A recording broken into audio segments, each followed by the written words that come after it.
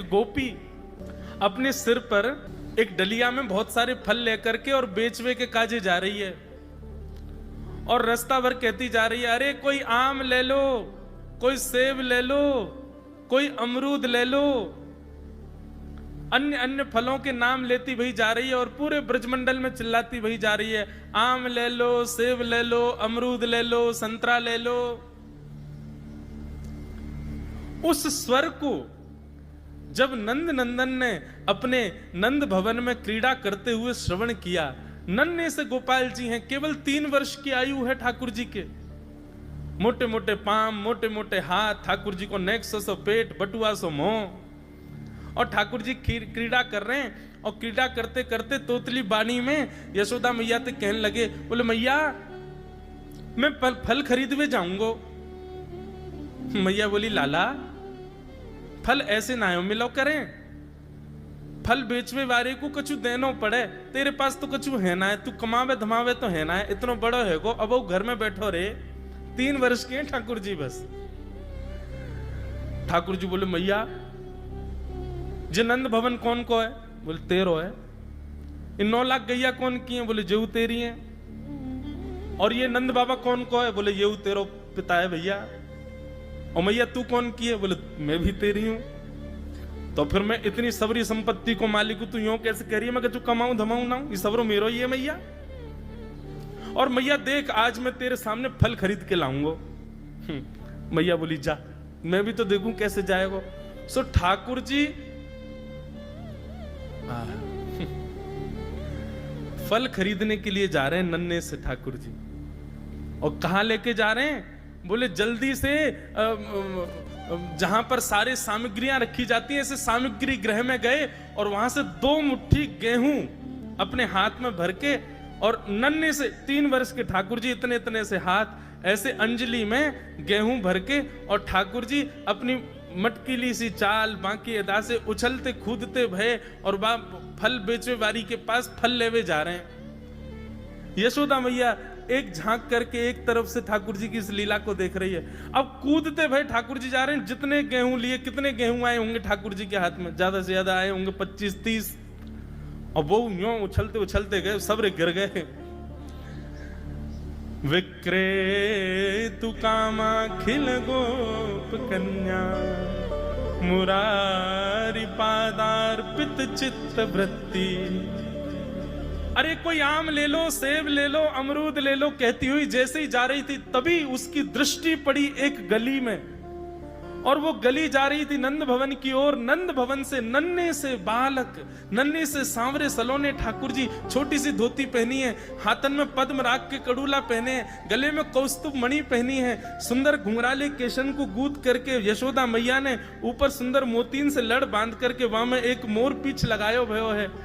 नन्हे से ठाकुर जी इतनी व्याकुल भरी दृष्टि से देख रहे हैं उस फल बेचने वाली को कि कहीं चली ना जाए, वहां से पहले मैं जाके आते फल ले लूं।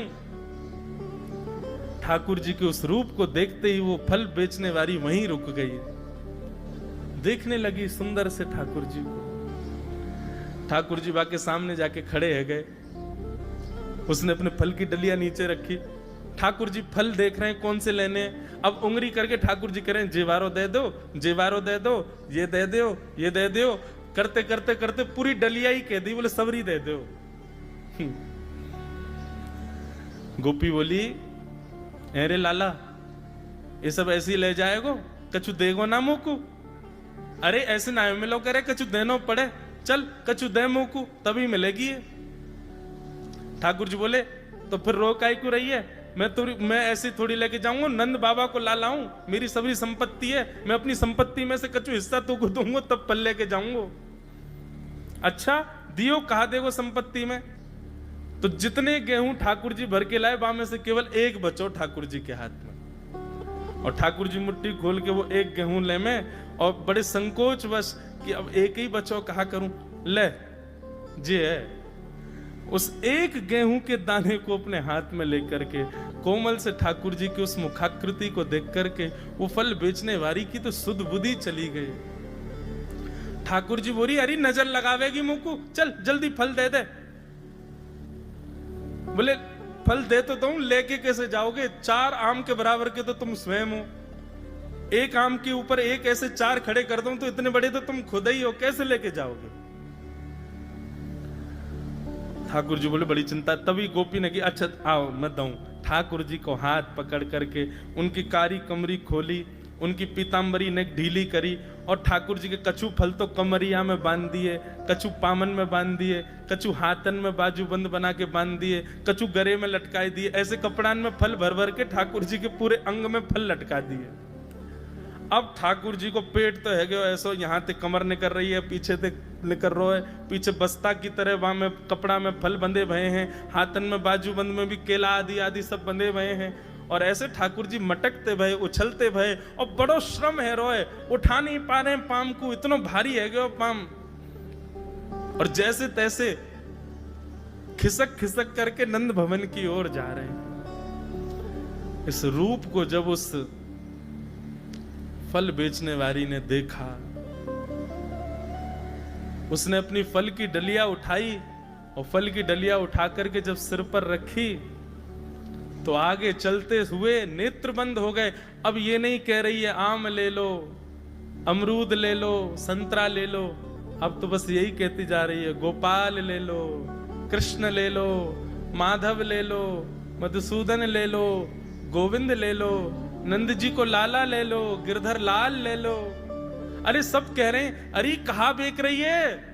बोले यदि मुंह पे मिल जाए तो मैं तो बाकू कभी नहीं बेचूं, लेकिन कहा करूं, वो चित्त में ऐसा बैठ गया है, अब मैं कोई और कार्य की रही नहीं हूं। या हमारे भैया यदि कोई में क्षमता हो तो मेरे चित्त ते वा गोविंद को ले जाओ। ये मेरे चित्त में या की झांकी ऐसी बैठ गई है, अब मैं कोई और कार्य की रह नहीं गई। ऐसी स्थिति यदि पानी है जीवन में, ऐसे श्याम सुंदर के दर्शन करने हैं तो भागवत जी की शरणागति लो। वैद्यम वास्तव मत्र वस्तु शिवदम, कल्याण प्रदान करने वाले श्री कृष्ण रूपी वस्तु को ही केवल प्रदान करती हैं भागवत जी। ये प्रस्तुत वस्तु है।